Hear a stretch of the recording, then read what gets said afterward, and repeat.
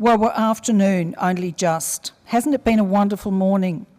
My name's Jeanette Kavanagh and I'm one of the members of the organising committee, so we've had lots of meetings over the last few months to get this together.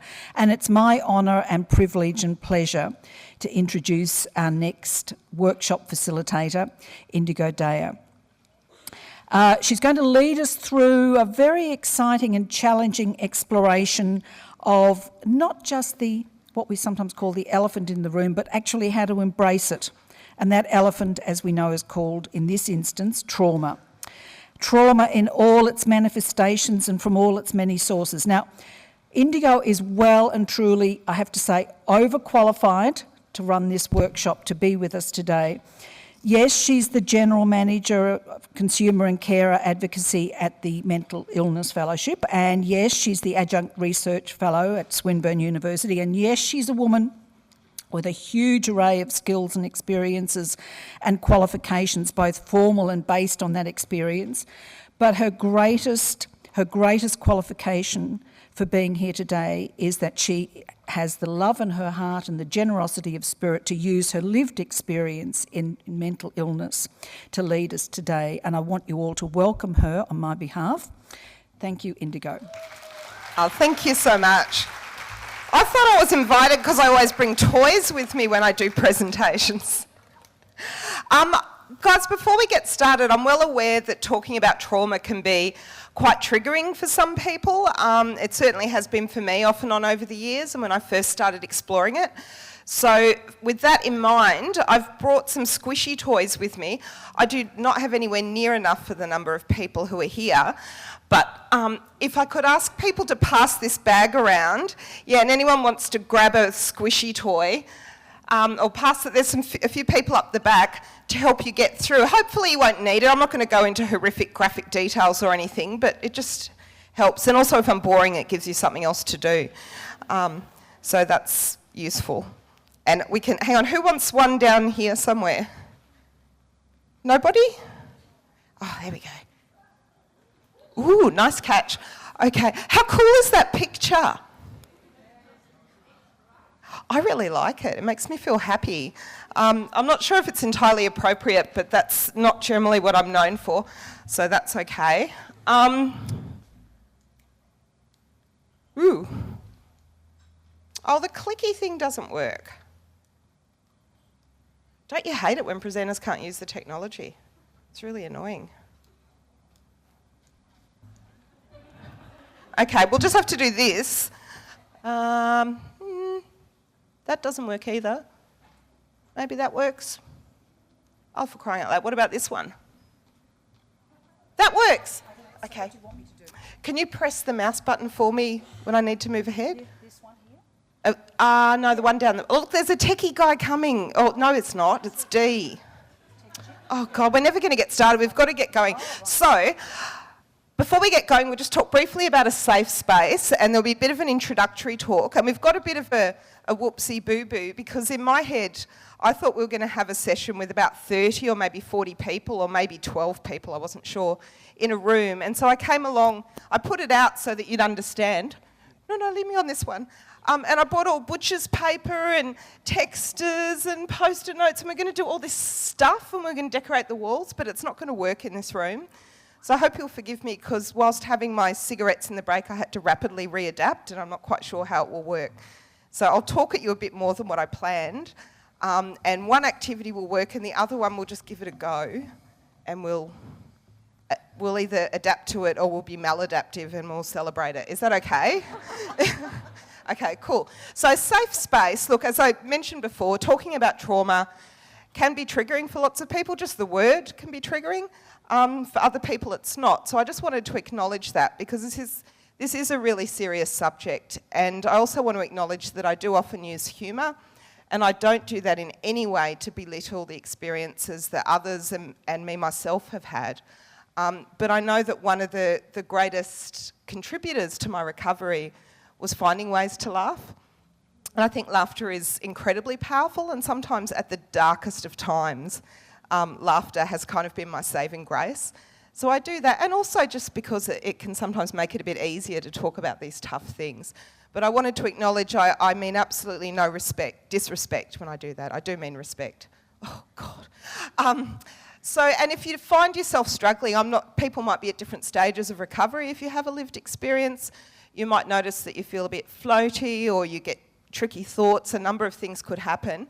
Use the squishy toys, stamp your feet. If you need to take a break, head out, that's fine. I won't take too much offence. If all of you leave, I'll get really upset and self-hating and sob. But there's a few people from my fellowship here and they'll look after me, so I'll be okay. So do what you need to keep yourself safe or take a break in the self-care rooms. Okay, so what do we mean by trauma? Can we clicky click? Yeah, sorry. Wrong one. Other one? What do we mean by trauma? Oh no, that's it. Yeah. That was it. Cool. Oh, God. This is always worth talking about because people have remarkably different understandings of what we mean by trauma. So worth checking in.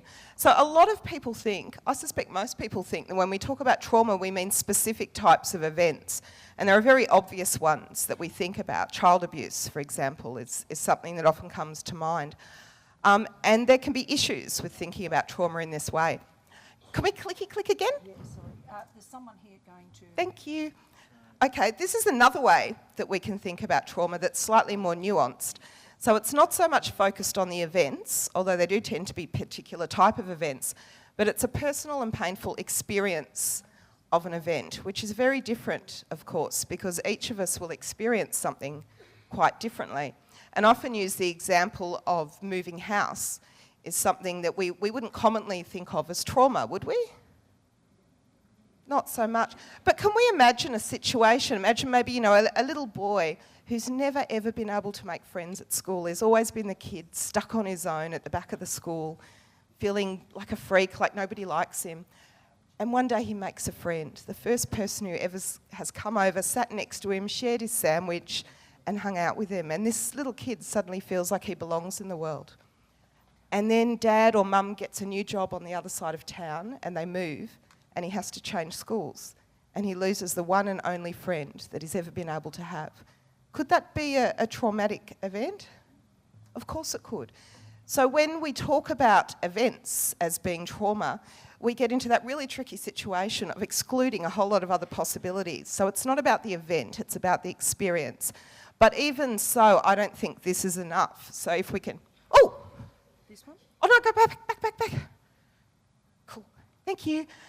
And this is, I think, a far more nuanced one. I'll probably come up with another more nuanced one immediately after the presentation, but this is as far as I've gotten, which is a personal painful experience of events within a complex and individual context. And this is quite important, I think. And for me, this understanding, both personally and also with other people that I've worked with and heard from, helps explain that big question we often hear, which is, how can trauma be linked to mental health issues? How can it be linked to borderline? Because there's heaps of people who go through trauma and they never end up with a mental illness. And there's heaps of people with mental illness who never talk about trauma. That second one I'm going to talk about in a minute. But this is why we're affected in different ways by traumatic experiences, why our experiences are different, because our lives have been different. So if we can we'll move forward, thanks. So with these, this is a possible list of traumatic events. These are really common things that people come up with, that they've come up with in the courses that I've run over the years. But I don't like using them. But I put it in my slides, which is a bit silly, isn't it? But I've put it there to remind us that any time we come up with a list, and a lot of the screening tools that services sometimes use about trauma, if they do anything about trauma, they've often got, have you had this terrible, awful thing happen to you? Have you had that terrible, awful thing happen? Have you had that? You feel quite traumatised by the time you get to the end of the list, I can tell you. But what it also does is, what if someone's trauma isn't on the list? What are we saying to that person? That their experience, what doesn't matter? So these sorts of lists can be quite invalidating. So I guess I put it there for that reason. If we can move forward again. Lovely. This is another way when we talk about events, we can think about types of events. Have people come across this before? Yeah, and so we often talk about interpersonal trauma, which is really that first category, can often be the most damaging. And this can be true, but it's not necessarily so.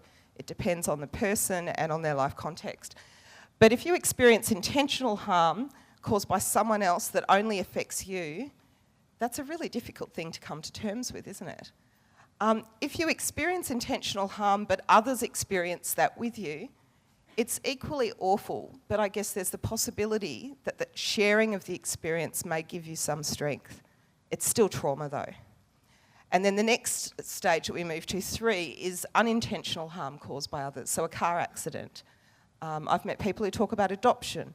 You know, no one's intending harm to a child in putting that child up for adoption, or in adopting a child, certainly. But nevertheless, as we know, that can still feel like a traumatic and often lifelong experience around why was I given up?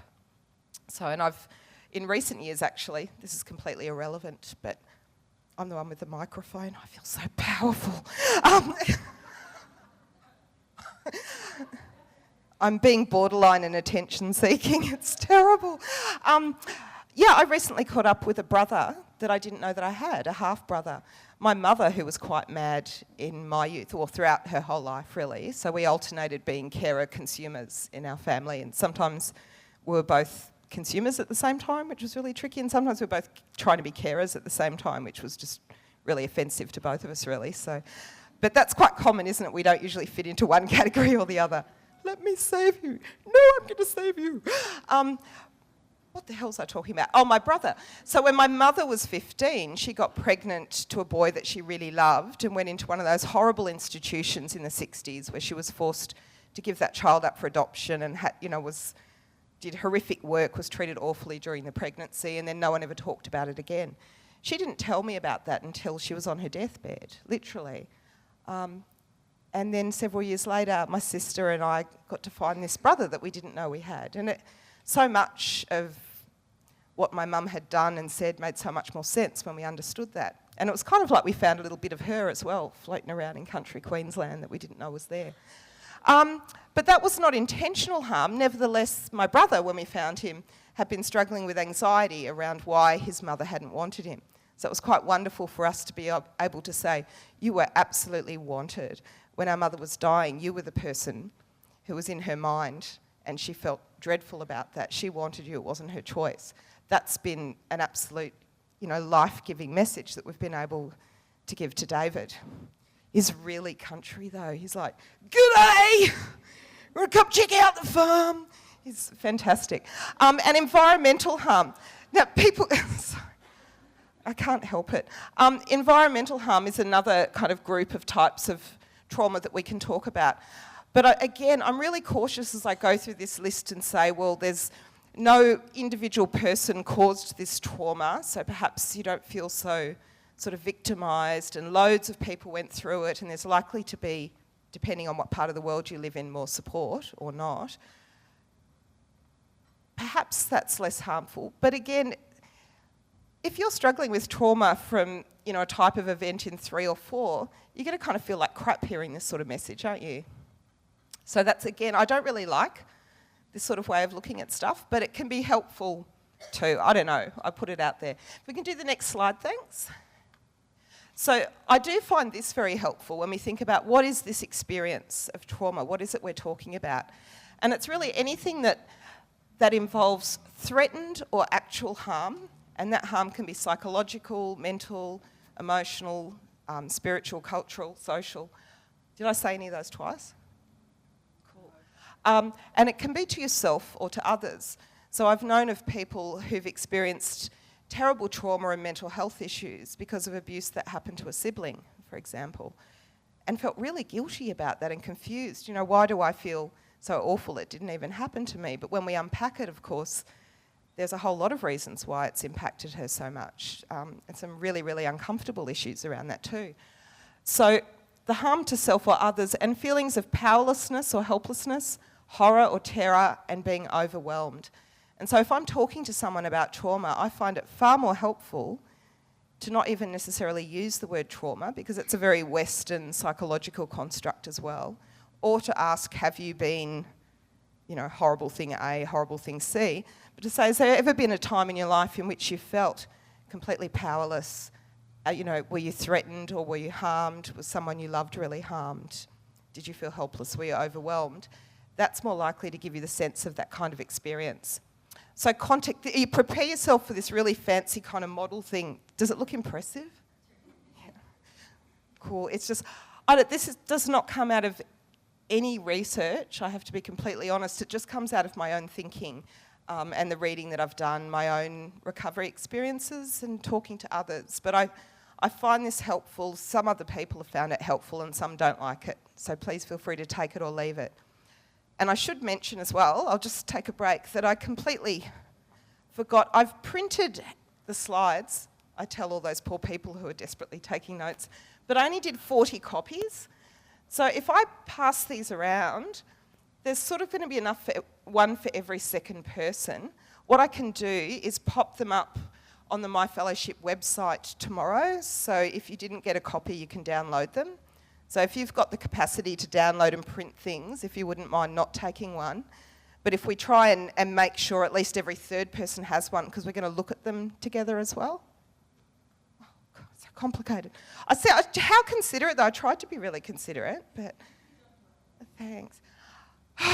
So this model, this is what helps me to think about context and why people react to trauma differently. Firstly, we can think about the central traumatic event or events, because as we know, sometimes trauma can literally be, less than a minute, a once-off thing, or it might be something that lasts for years or decades.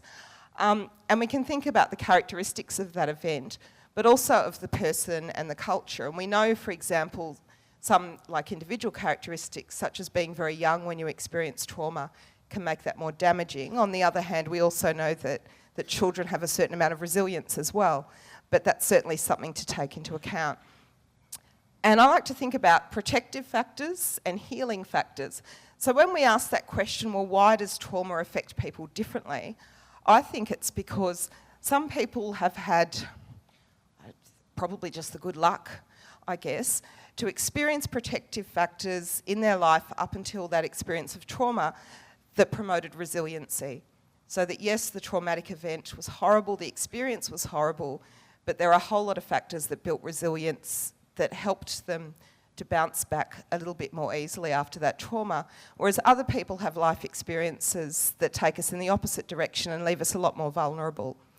And I'll give examples of these shortly. And then the factors afterwards, which in my own lived experience were particularly difficult, and I think far more important than the traumatic event itself. And that is, we can be exposed to things in the world and people around us that are healing and help us to restore ourselves, or we can be exposed to things that actually compound the effects of the trauma. And I think this is very important. And how many people in the room are workers? Can we see? So you guys, so I was a key worker for about 4 or 5 years or something. I lose track. But the number of times, I can't tell you, that I heard people talk to me about having disclosed to a loved one about experiencing trauma and not being believed, and that was the harder thing to come to terms with. Have other people heard that? Yeah, that's a really, really tricky thing. So if we can go forward a slide, is that readable at the back? Is it? Oh, cool. So I've mentioned some of those characteristics of the central event. So some of the things that might be protective would be experiences that help to build a sense of self-efficacy, that we're capable of tackling problems. We learn how to solve problems and get opportunities to do that as we're growing up. If we never get that, if we actually have this totally blessed existence where nothing hard ever happens, then when something hard does happen, we're kind of a bit rooted because we don't know what to do about it. That's not a clinical term. We might have experienced material advantage, but of course that's not necessarily always going to be helpful, but it can be very helpful. We could have had a very secure attachment in our infancy, access to lots of resources, helpful meaning frameworks, which can often come from our cultural environment, from our spiritual beliefs, but also from the networks that we grow up being a part of, and support people. But the things that make us more vulnerable are a life where we don't have much choice or control, we're disadvantaged, we have insecure attachment. So these wouldn't be surprises to people, would they? I don't think this is anything too radical, but I guess my concern around trauma is that we just, even if we do ask about trauma, which is still far too infrequent, we don't ask about these things. We don't look at the context to help understand what's going on and why, and we don't help the person to do this. So these things are really helpful in recovering from trauma. Healing factors, there's restorative stuff, which is telling, being believed, accessing information or even justice, getting support and getting safety. Those things are all pretty important, aren't they? And yet for many of us, it's the opposite. And so I can relate to many of the compounding factors. And I think for me, that was a key part of why I ended up with mental health issues. And I should mention I've been diagnosed with borderline personality disorder, but it's one of only 9 in my special set of diagnoses that don't define who I am. But I've had mood disorders and psychotic disorder diagnoses and borderline. And I experienced the most stigma and challenge when I got diagnosed with schizophrenia from the community, but I experienced the most stigma and exclusion from services when I got diagnosed with borderline. And people here with lived experience, who else has had that experience? Yeah, so it was quite extraordinary how that changed and how much support I was able to access. And I know there's a lot of people working hard to change that, which is great, but we're not there yet, and we know that. But look, my trauma, my central trauma, and I won't give details, but essentially at the age of 13, I ran away from home, and on that very first day I was abducted. I was kept for 2 weeks with an older man, and I was raped, and it was horrible, and there was horrible stuff. And that's as much as you need to know. You've got experience and imagination. If I think about protective factors or vulnerability, what I know is that leading up to running away from home, I'd experienced bullying over about a year at a number of different schools, including being beaten up. I had a mum who was struggling with her mental health that I felt responsible to look after. Huge disruption in our family at the time. So I think they were factors that increased my vulnerability. Afterwards, it was quite extraordinary, and I don't think this would happen today. I truly hope it wouldn't, but the police found this house where I was, and I was refusing to tell what had actually happened because this man had said to me, "Don't tell them or they'll lock me up." And at the end of 2 weeks, believe it or not, and I suspect many of you who've been through trauma will understand this, I thought that I loved him, even though he'd put me through extraordinary fear and pain, and it was very, very unpleasant, but I felt absolutely committed to protecting him. So I said not a word about what had happened. And so I was treated as a really problem child at 13 who'd run away from home and run off with this man.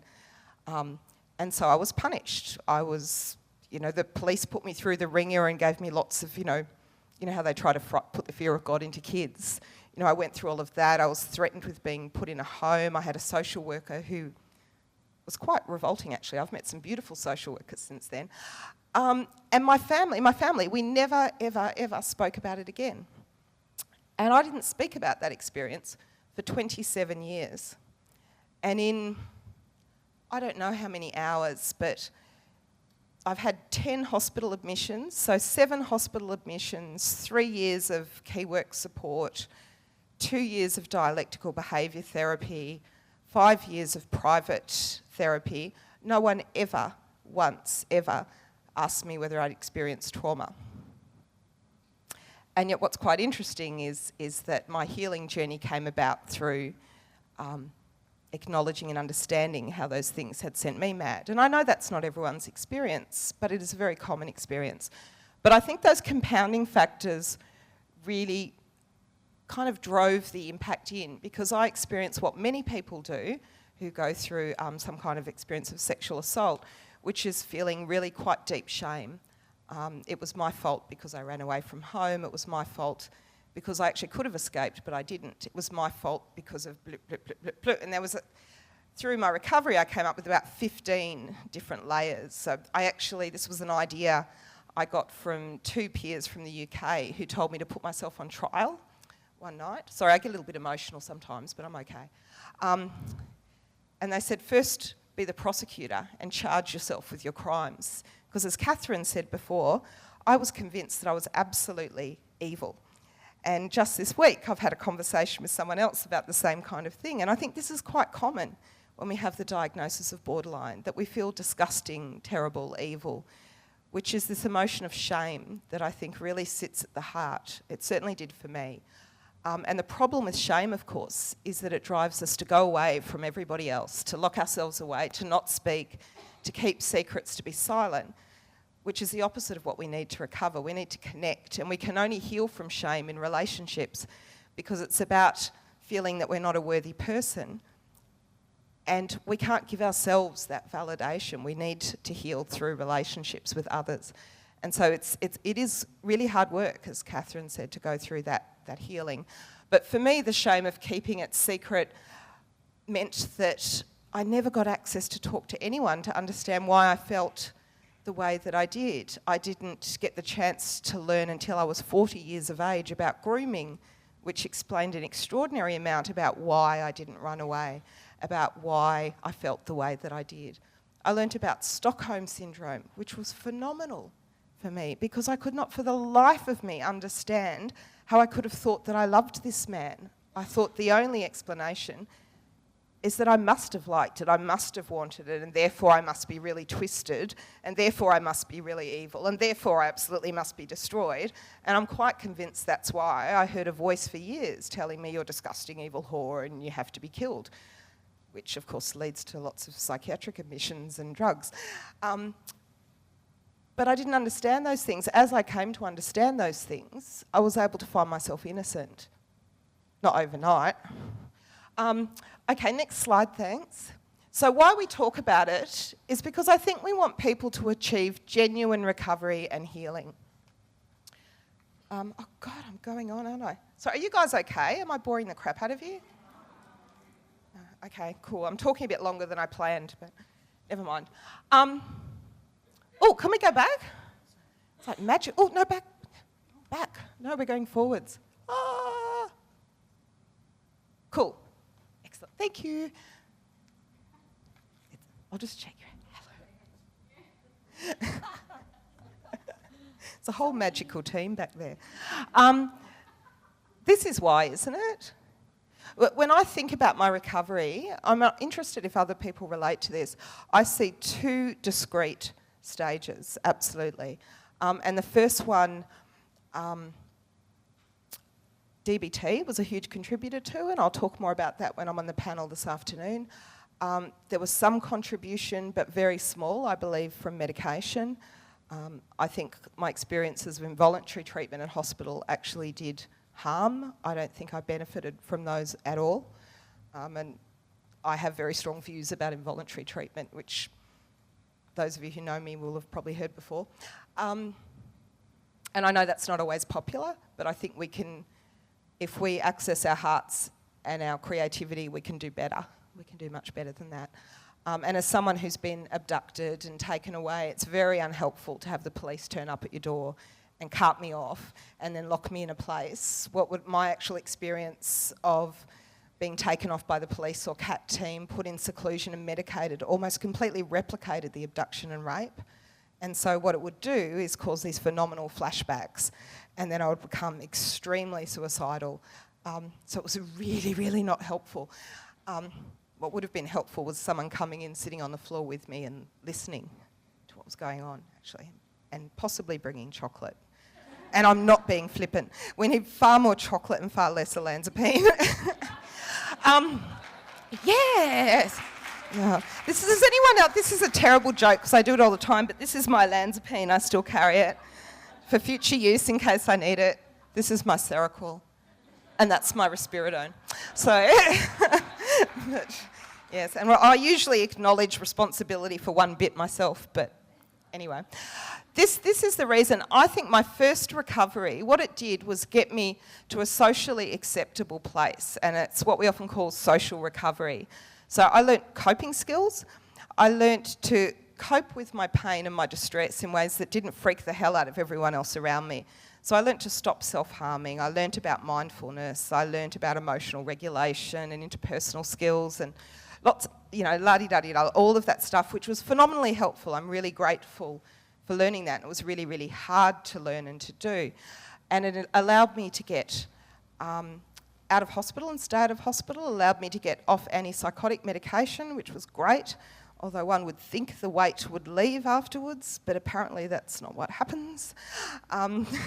Never mind. I got to work. I got to tell Centrelink to piss off, which was fantastic. That was like, yeah, best ever. So I did all that stuff. So I was out of services, I was working. So I kind of ticked all the boxes for recovery, but for me that was really a social recovery, because when I went home at night, I still hated myself. I still heard my voice, but I had much better skills at containing it. But I was still fighting. I was still fighting all the time to stay sane, to stay present. And I had, what we talk about, a meaningful life, because I really felt like I was making a difference in my work. And so that was great. It gave me a reason to stay alive. So I would say to people, I had a life worth living. It was worth living because I was doing something good. But on the inside, I was still thinking, and this is the way that I make up for being so evil. Yeah, this is how this is the work that I have to do because I'm horrible. And so that's good. It's much better than where I was, but it's not good enough, I don't think, to have a life that you can cope with. We can do better. And my second stage of recovery was the real personal recovery. And I still think healing is a much better word than recovery, because that's what it was. And it was really deep work, and it came predominantly through peer work and through trauma counselling. And I did it, I didn't listen to clinical advice that I had, and I know my clinicians were being very caring and thinking they were acting in my best interests when they said, Indigo, because I disclosed about trauma, because I realised as I was starting to do more and more peer work, and as I was managing Voices Vic and we were talking about trauma and voices, I was thinking, oh my God, I'm such a hypocrite. I know this thing, that's what I used to call it, this thing that happened to me when I was 13. I know this is part of this madness and I have to deal with this. And I can't sit in front of people and be an authentic peer worker and not deal with my own shit. So that really pushed me to do it. Plus I worked all the time with people like Ron Coleman. Has anyone here heard or met Ron Coleman? He's a really bossy. He was, I'm not going to do an accent, you'll throw things at me, but he was like, when are you going to deal with your shit, Indigo? And I would say, fuck off. And he would go, good, that's a step.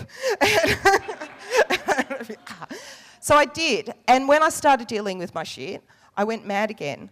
I thought, I'm managing a program, a peer program, I'll be fine. I went completely barking nuts and ended up back in the psych ward again.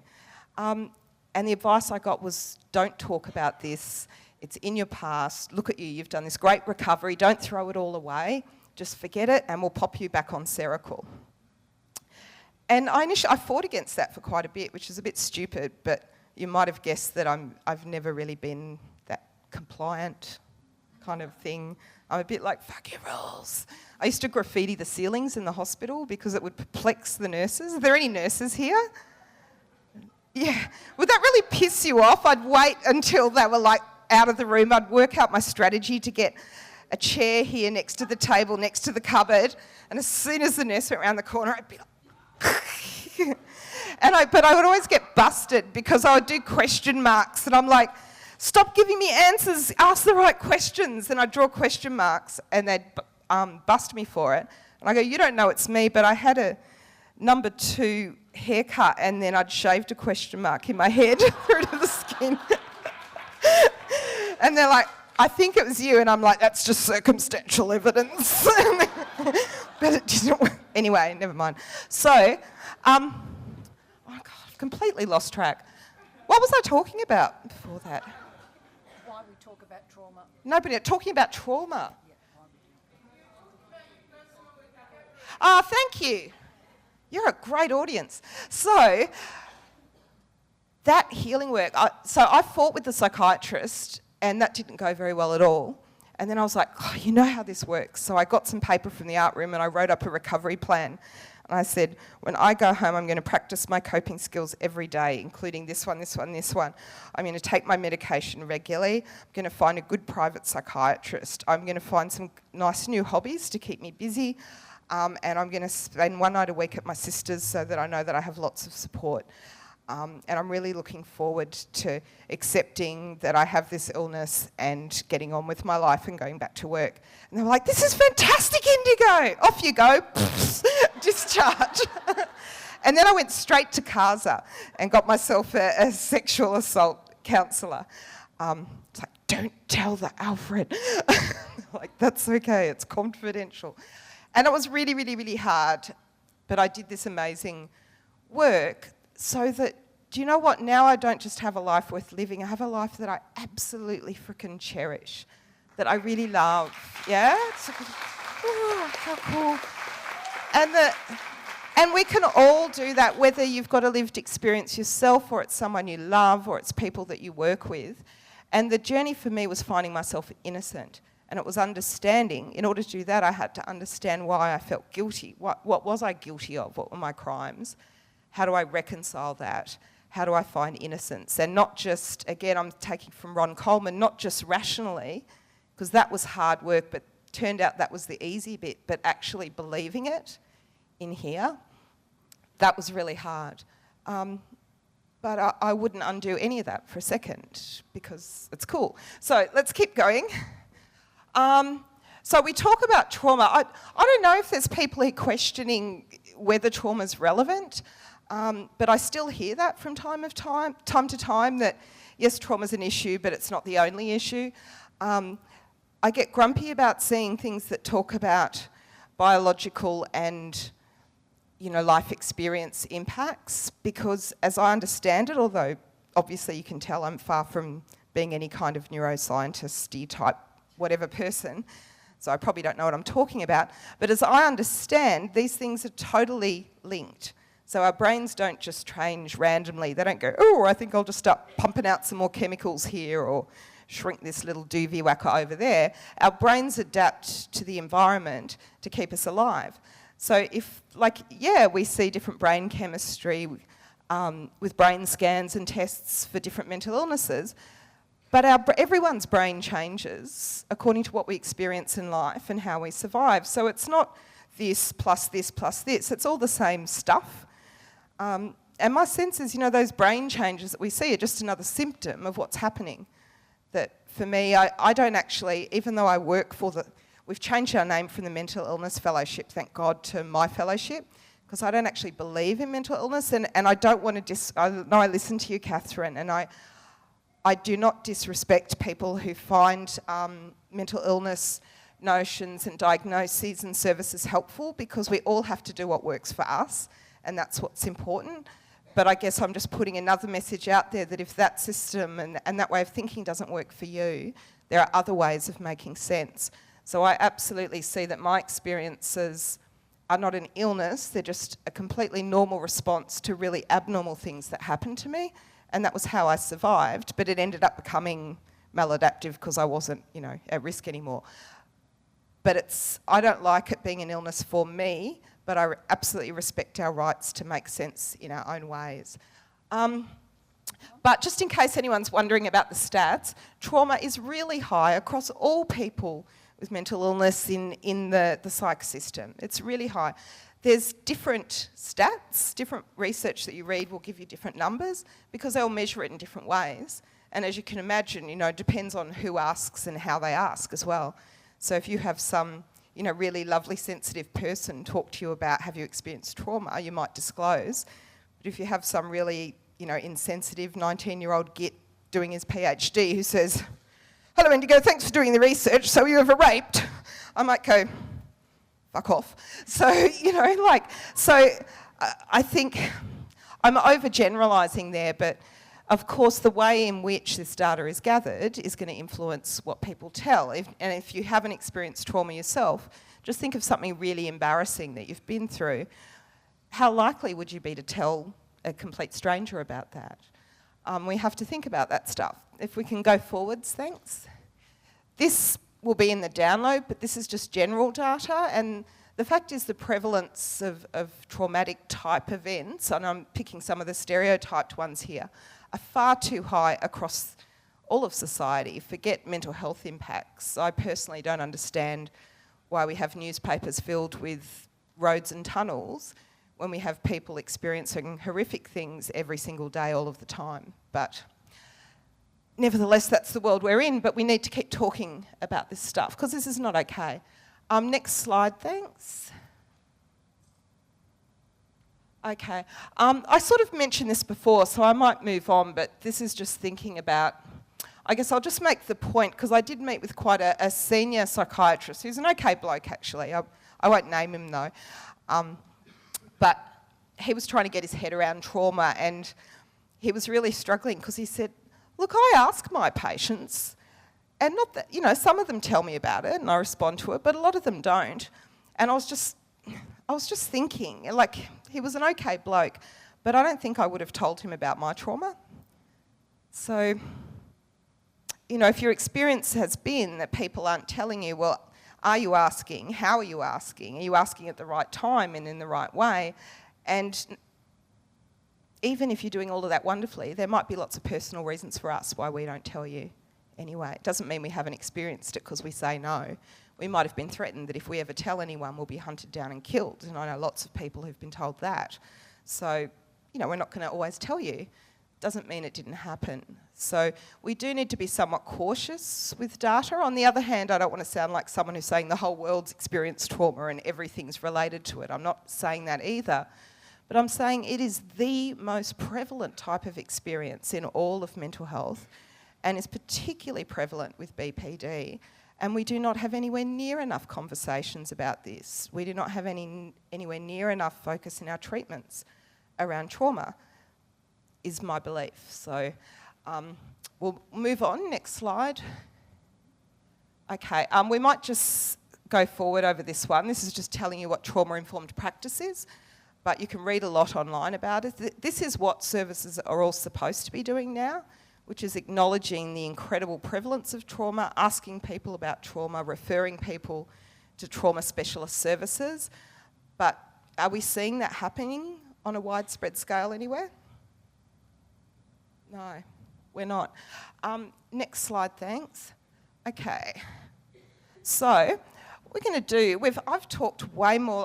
I wasn't planning to tell you my story, but it just felt all right, so I hope that's okay. We're going to do an activity. I'm just trying to think what comes after this. Yeah, that's okay. Oh, thank you. Cool.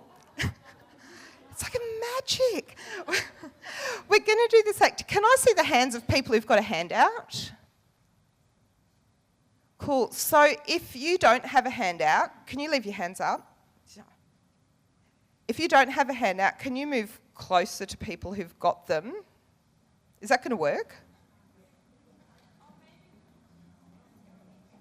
Or spread them around a bit.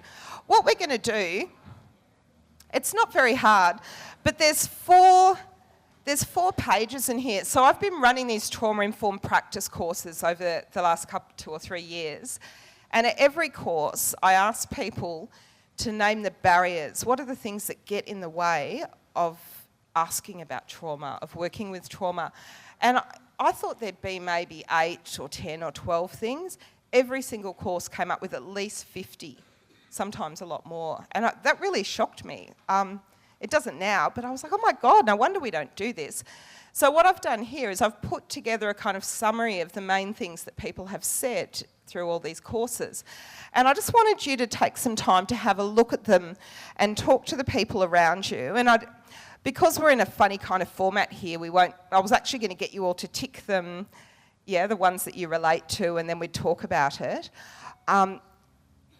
Just talk with the people around you about it. I'd encourage you to download the slides later or to take your handout and fill this out though and have a think for yourself. What barriers have you experienced yourself? Have you seen others do? Or have you suspected might be there? You may not know. And what can you do about that? Because there's a lot of things that we can all do. No one person or organisation is going to be able to lift all of these barriers because there's heaps of them. And what I'm going to do is pass around these tickets. They don't get you in anywhere. Oh, They get you into the magical Indigo kingdom.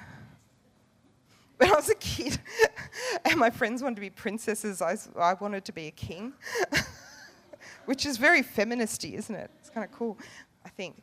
I encourage everyone to take a few of these tickets when we pass them around, and what I wanted you to do on one of them,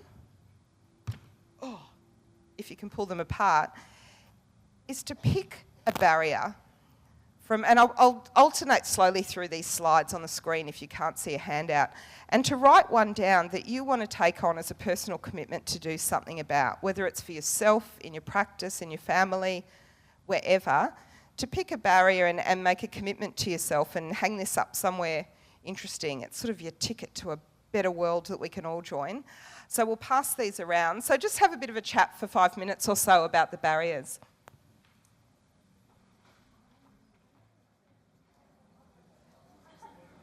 Is anyone else surprised by the number of barriers? No, you know. Yeah, I know. I guess when we think about that this stuff doesn't happen, I guess this is sort of a clear indication of why, that there are just so many. And there's lots more. When I actually listed them all out, there were heaps, but... Oh, hang on. Yay! Round of applause for Jeanette. So yeah, please take this away and have a bit of a think, because I really think it is a sector, community-wide, we all need to work together to challenge these things.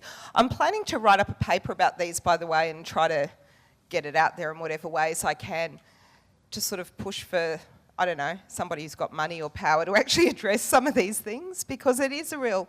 We'll save them to the end? Is that all right? Cool. I'm so behind time, you wouldn't believe it. I look really calm and collected, but I'm going oh my God, what are we going to do? We're out of time.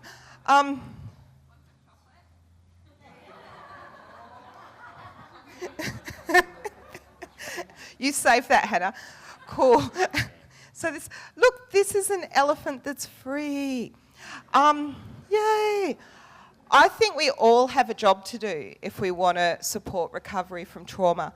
And I can't give you the easy answer in this presentation for how people do it. You know, I could give you more of my story and tell you probably a good 100 different things that made substantial contributions to my recovery in different ways, but they wouldn't necessarily be the same set of things that would be right for somebody else. But I do certainly share what I know, and I think it's one of the wonderful things about peer work that we can have a lot more conversation now about what's helped different people and share those ideas. One of the most magical moments of my life was, who here knows Rufus May? One? Yeah, I totally had the hots for Rufus May for quite a while, but I've switched to someone else now. Not that I do anything about it, because, you know, abstinent existence, unfortunately, still, but never mind, we'll get there. I was telling people about that in the break. I still have a king single bed, which shows I'm not quite committed to relationships yet, but it's okay. And if I got a bigger bed, I'd have to buy all new linen. So, you know, that's a barrier, really, to recovery. And linen's expensive. And I'm off on another track again. George is looking at me like, what the hell? Where do I go? Oh! That's why you work with people. George just said go to their house. Yeah, that's right. Okay, we're just going to keep moving here because it's not supposed to be about my sex or lack of sex life. Again, have lost track. We've all got a job to do. I think these are what the first and hardest jobs are. The first thing is to talk about it. Invariably when I go and do training or talk with people about trauma, what I hear workers say, and really good, kind, wonderful workers, but say it's not my job to work with trauma. I'm not a trauma expert, I'm not a counsellor or a therapist, and I'll talk to clinicians who go, oh, it's a very specialised area, that's for, you know, specialists to work with, it's not our job.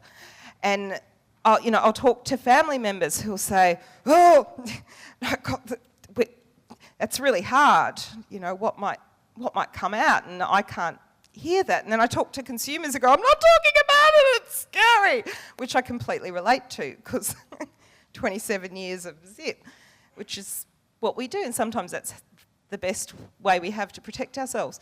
But we need to talk about this stuff, and in different ways. I think often very slowly and gently is the safest way to do it. But I've formed the opinion when I think about, well, whose bloody job is it to talk about trauma? It's everybody's job to talk about trauma. I get so grumpy when I think back on all those years where it never even occurred to me that that thing that happened when I was 13 could have been a part of why I was locked up in this psych ward. Why wasn't there some leaflet or poster or something that said, did you know the vast majority of people who end up in this ward have experienced trauma? Feel free to talk to one of us about it if you've had that kind of experience. That would have been nice, yeah? That's not too hard. What if we regularly asked people about that? What if that just became a part of our core business? What if every worker did training about trauma? Workers, like general support workers, generalist clinicians, don't need to be trauma specialists. There are trauma specialists, but nowhere near enough, and we need a lot more funding, because if we start talking about trauma, we're going to see huge bottlenecks and issues because no one will be able to get the therapies that they need. But we already have the skills. We already have the skills as human beings to listen to each other. Do we not, when someone is in pain? To ask people that beautiful question that so many other people, much cooler and cleverer than me, have said, which is, let's stop asking people what's wrong with them and ask people what's happened to you to get you to this place in your life. That's so much of a better question. We can ask people those questions and we can listen, we can believe, we can do all of those restorative things, we can be validating. If you're are there like key workers here, community support workers? So like a key part of your job is to help people set goals, yeah? So what might someone's goals be around trauma? Perhaps it could be to find out more about types of trauma and the way that trauma impacts you. That's a part of your job, isn't it? What if somebody wants to explore pathways to trauma recovery? You could help that person go on a journey to find out all the different options that are available, what self-help books are available. I've brought my favourite books that have helped me in my life and sat them here. They're not for taking. No one takes them, I'll hunt you down. I probably won't, I'm too lazy. But I brought them because I know a lot of people love to read, and I did a lot of work really on my own with books too. So I brought my favourite ones if anyone wants to have a look. We can tell people about great things to read. We could have these books around our services. There's lots of stuff we can do to make a difference, to help people get on that healing journey without having to be a trauma specialist. Yeah, if we've got a lived experience, we need to remember this beautiful saying that I've heard secondhand, but through someone at CASA, which is taking it slow is the fast way, which I think is quite wise with trauma work, to go very slowly and gently. I went far too quickly, hence, a bit cuckoo, but sorry. Beautiful. Okay, so we've got to focus on healing. We need to understand the way that trauma impacts us, and trauma impacts us physically, it impacts our brains, it impacts our development, our emotions, our behaviours, all of it. So of course it does. It's hugely overwhelming experiences. The more we understand about that, the more we can stop blaming ourselves and feeling evil, the more we can stop judging other people for their behaviours and understand, well, this is just a normal response to abnormal circumstances, and the more we can learn how to, heal. Promoting choice, control and power. Anything that you read about trauma will tell you these are the most important factors in recovery from trauma. So if we think about borderline personality disorder and mental health services, do we always do this? We have a lot more work. I know the NDIS says it promotes choice and control, but I think that's a bit of a slogan at the moment, more than a reality. Sorry, George and I have been talking about that. We already have the skills that we need. So, if you're a worker, you have the skills to get people started on this journey already. It's really important to know, and we have to care for ourselves when we do it. We're not doing that group activity because I talked too long. We're going to have a big discussion at this point, but we're running out of time about how we're feeling about the elephant was hoping someone would giggle about the little mouse on the screen, but you haven't. But never mind.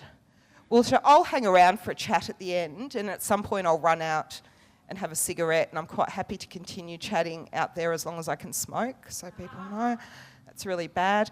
I wanted to share this quote because I just think it's really beautiful, and I really related to it with my journey. And the day came when the risk to remain tight in a bud was more painful than the risk it took to blossom. And I guess, you know, that's often the tipping point for us when we feel that, when we're going to go on that healing journey. I do think I wanted to say, I guess just around safety, that I'm glad that I did that social recovery and coping skills stuff and DBT stuff before I did the trauma stuff, because I think even though I still went nuts, I think I could quite well have ended up dead if I didn't at least have those skills. I think it's really important to prepare ourselves for doing trauma work. It's not something that you just dive into. If it sent us nuts and we're trying not to think about it all the time, then thinking about it, you know, yes, it is risky, but it's a risk we have to take if we want to really heal. By the way, people who are wanting to do some personal journeying work, this book by, God, 45, it's getting harder. This book by Babette Rothschild is wonderful, I think, that the 8 Keys to Safe Trauma Recovery. And for people who are really frightened about telling their story, might really relate to this, because she says retelling your story isn't necessary. And she talks about ways of healing from trauma without having to go back over the yucky stuff. So I found it helpful to tell it, just to have it heard. But what I also often see is many people telling their trauma story over and over and over and over again, perhaps because they've never really felt heard or validated. But I wonder if it's also because they're hoping that will heal them. But really, it's not so much the event, as we talked about, it's the experience and the context and the way in which it's impacted us. That's the stuff we need to understand in order to heal. So my healing was not about talking about abduction and rape, it was talking about shame that helped me to heal. So this is a really useful book, and it's got lots of sort of activities that you can explore, and it's something you can do with a therapist or on your own as well, so it's quite nice. Although I think I was telling Kiara when I first got this book, every time I opened it, I'd read about 3 lines and then I'd fall asleep. And I did this over and over. I thought, what is it about that book? It makes me really tired. And then I thought, oh, I'm scared of reading it. That's what I'm like. That's quite a nice defence mechanism. That was better than self-harming. Just like, oh, that's a bit scary. Anyway, wouldn't serve me very well on the plains of Africa, though, would it, if a lion was charging at me? We've got to wrap up, but I'm aware that this is sort of yucky stuff, and I'm wondering, often when I talk about trauma, people often feel quite frustrated and angry about that this shit happens, really. I'm sorry if I'm using too many rude words, but around this topic, it often just feels true to me, because it is shit. And I don't know if anyone's feeling angry. Are there people who are feeling angry or frustrated that this stuff goes on, or that people can't access the supports that they need, or that there is so much silence or so many barriers? I know a few are. Okay, so I've got this video that I'll finish on, and it's a song, and some of you would have heard it before, and I'm completely stealing this idea from another presenter, so don't give me any credit, from this amazing guy in the US called Mike Liu, who works with men who've experienced sexual assault and really busting all the myths around that, because we often think about women in this space, and of course many women experience abuse and sexual assault, but a huge number of men and young boys experience it as well, and there are some really horrible myths and false beliefs around those experiences that get in the way of speaking truth and healing. Anyway, he shows this video to sort of help people get their grumpies out at the end of a talk, and so I thought I would share it with you, and then we'll wrap up. So, God, I hope it works. We'll give it a go. I'm just back here. I haven't left. Do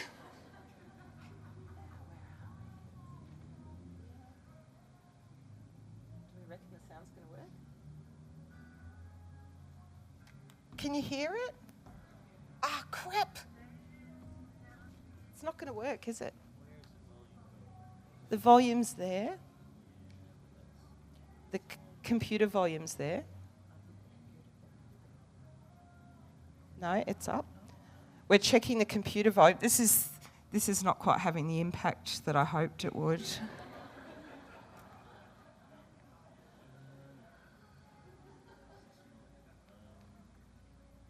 Oh, now we're looking at... you can't see, we've hidden it. We're looking at properties.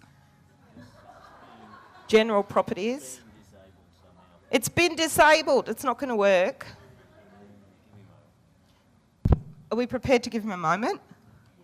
Okay, while we give him a moment, because it's really worth watching if we can get it going, because it's cool. Is anyone offended by the F word? Okay, because it has the F word in it, so I'm just telling you. Not too much, but it does have the F word, but it's very, very well used. Are there any questions while we're waiting? This is a good way to use the time. Yep.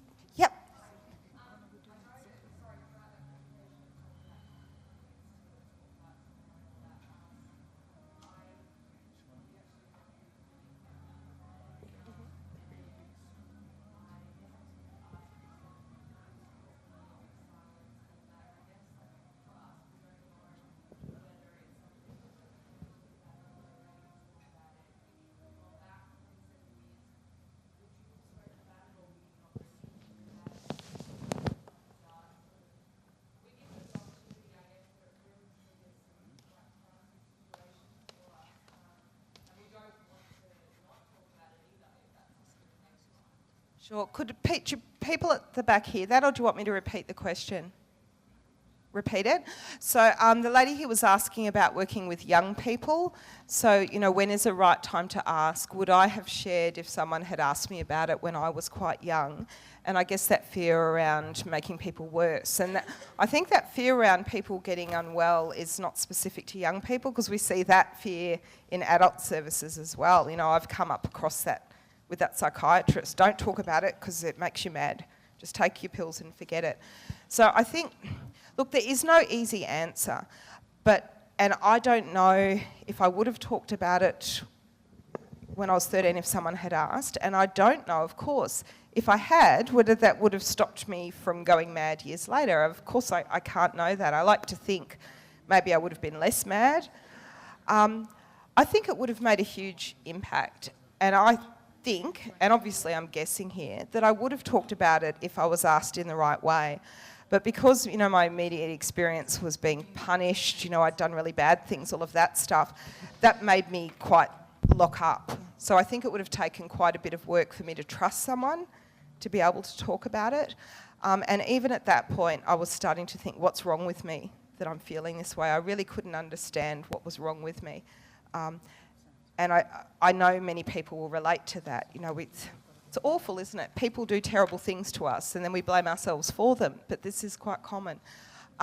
So I think providing information can be helpful. I mentioned posters, but I'm not just being flippant around that. I think a great deal of good could be done by getting a variety of facts out on posters and information resources that people can just see as we pass. Around, did you know that around 90% of public mental health patients have experienced trauma? Did you know that any of these, any sort of experience could be traumatic depending on your life and what's happened to you? Did you know that trauma can be linked to mental health? Did you know it can be helpful to talk to someone about it? Did you know that many people who've experienced trauma blame themselves when it's not their fault at all? So giving some of those messages, I think, can help prepare people. And providing, when we talk about suicide, we look for invitations to ask people about suicide and also provide opportunities to talk about it. I think it's the same with trauma. We all used to be really scared to even use the word suicide because it's like, it might give someone the idea. It's like, man, I walked around thinking about suicide every second of every day. Like, no one was going to give me the idea or make me, more likely to do it. It was there. And I think with trauma, the impacts are there. We're living with them all the time. So look for invitations in conversation to explore a little bit and provide different opportunities for people to jump in. But we can't force people. If we force people, then we're breaking down the choice, control, empowerment thing. So I hope that's answered. Yeah? Cool. Did we have another question? I was just going to suggest, if I may, Indigo, it's 1:10. Oh! They're, No, 12. 12. Is it? No, it's 1:10. Is it? Oh, Yes. okay. And there was another workshop that was going to be held in the Grevillea room if people wanted to see the Anne Reeves workshop. No. Oh, you're awesome. So should we play we the should, video absolutely then should, but finish? just for people to be aware that if they wanted to do that, they'd need to go straight away because it was happening straight away. I'm not always late, it's terrible. Otherwise, so don't yeah, worry. please head out if you're going to that. We'll play the video and then bring it to a close, and I'm happy to answer any questions. Let's play it, guys.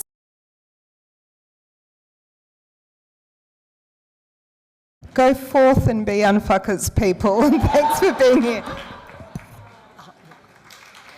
I'll just thank you privately.